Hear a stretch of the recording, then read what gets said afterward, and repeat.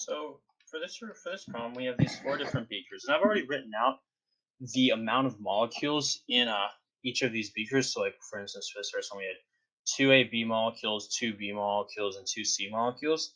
I did that for all of these because that's the information we really need to get from the diagrams. And so, the relative rates we're told for each of these reactions is 2 to 1 to 1 to 4, which to say that 2 and 3 have the same reaction rate. 1 is twice as much that, 4 is 4 times as much that. And so let's zero in our focus on 2 and 3. Now, they have the same amount of B and the same amount of C. So if they have the same reaction, but they have a different amount of A and B, of this AB molecule, that means that this AB molecule can't be part of the rate law.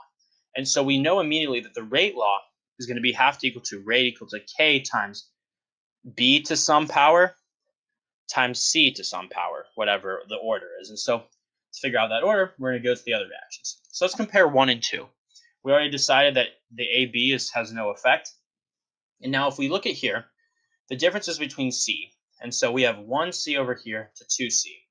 And so for every time C doubles, the rate of the reaction also doubled, which should tell us that the order of C is to the first. And so we have just to the first here.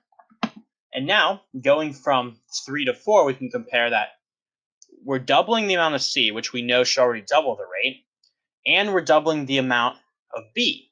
And so we're getting a 2 times effect from the change in C, and another 2 times effect from the change in B for this rate. So that makes sense that this whole change, if it's this 4 times, that the effect of B is also that it's first order. And so that gives us our rate law as K is equal to the rate of B times the rate of C. If, for instance, B was the second order, then this change right here would result in a 4 times increase in rate. And so overall, this, like for 4, the reaction would be 8 times faster than it is for 3. But it's not. So we know it's first order. Now, for the reaction, the overall reaction is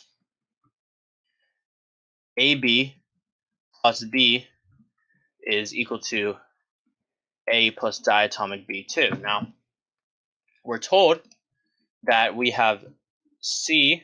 Since C isn't part of this reaction, we know that it's a catalyst, which to say that it's going to be at the beginning and at the end of the reaction, and it's going to cancel out.